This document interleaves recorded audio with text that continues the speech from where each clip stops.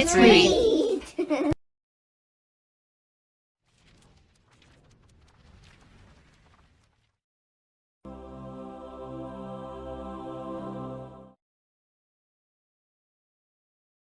Chapter 15. The Crickets.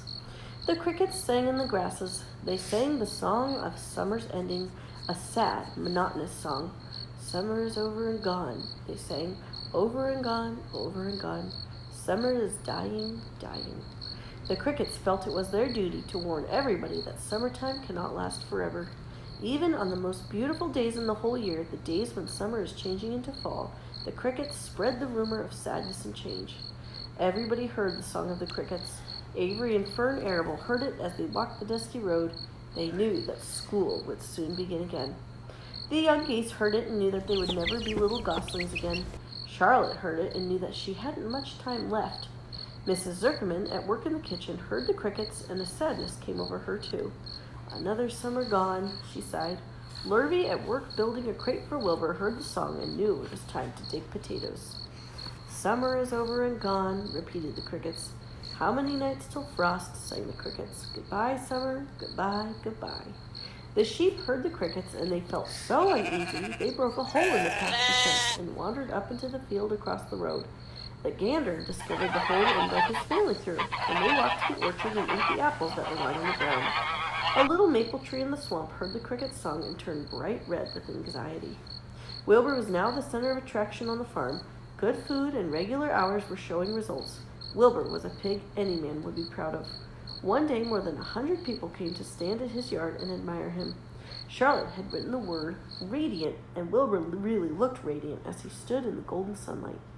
Ever since the spider had befriended him, he had done his best to live up to his reputation. When Charlotte's web said some pig, Wilbur had tried hard to look like some pig. When Charlotte's web said terrific, Wilbur had tried to look terrific. And now that the web said radiant, he did everything possible to make himself glow. It is not easy to look radiant, but Wilbur threw himself into it with a will. He would turn his head slightly and blink his long eyelashes. Then he would breathe deeply, and when his audience grew bored, he would spring into the air and do a backflip with a half twist. At this, the crowd would yell and cheer. "How's that for a pig?" Mr. Zuckerman would ask, well pleased with himself. "That pig is radiant." Some of Wilbur's friends in the barn worried for fear all this attention would go to his head and make him stuck up. But it never did. Wilbur was modest. Fame did not spoil him. He still worried some about the future, as he could hardly believe that a mere spider would be able to save his life. Sometimes at night he would have a bad dream. He would dream that men were coming to get him with knives and guns. But that was only a dream. In the daytime, Wilbur usually felt happy and confident. No pig ever had truer friends, and he realized that friendship is one of the most satisfying things in the world. Even the song of the crickets did not make Wilbur too sad. He knew it was almost time for the county fair, and he was looking forward to the trip. If he could distinguish himself at the fair and maybe win some prize money, he was sure Zuckerman would let him live. Charlotte had worries of her own, but she kept quiet about them. One morning, Wilbur asked her about the fair. "You're going with me, aren't you, Charlotte?" he said. "Well, I don't know," replied Charlotte. "The fair comes at a bad time for me. I shall find it inconvenient to leave home, even for a few days." "Why?" asked Wilbur. "Oh, I just don't feel like leaving my web. Too much going on around here." "Please come with me," begged Wilbur. "I need you, Charlotte. I can't stand going to the fair without you. You've just got to come." "No," said Charlotte. "I believe I'd better stay home and see if I can't get some work done." "What kind of work?" asked Wilbur. "Egg laying. It's time I made an egg sack and filled it with eggs." "I didn't know you could lay eggs," said Wilbur in amazement. "Oh, sure," said the spider. "I'm versatile." "What does versatile mean? Full of eggs?" asked Wilbur. "Certainly not," said Charlotte. "Versatile means I can turn with ease from one thing to another. It means I don't have to limit my activities to spinning and trapping and stunts like that." "Why don't you come with me to the fairgrounds and lay your eggs there?" pleaded Wilbur. "It would be wonderful fun." Charlotte gave her web a twitch and moodily watched it sway. "I'm afraid not," she said. "You don't know the first thing about egg-laying, Wilbur. I can't arrange my family duties to suit the management of the county fair. When I get ready to lay eggs, I have to lay eggs, fair or no fair.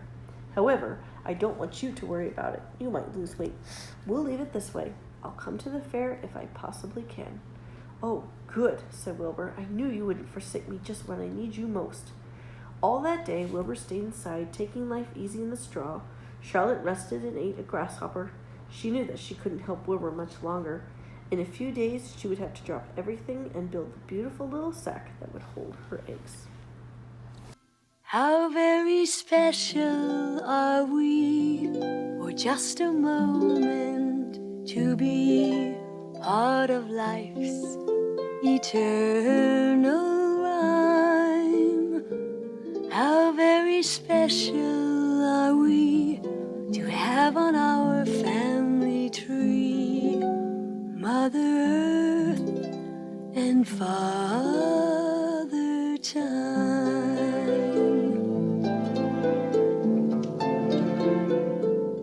He turns the seasons around, and so she changes her gown.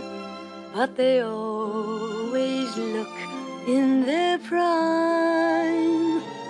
They go on dancing their dance of everlasting romance. Mother Earth and Father Time. The summer larks return to sing. Oh, what a gift they give. Then autumn days grow short and cold. Oh, what a joy to live.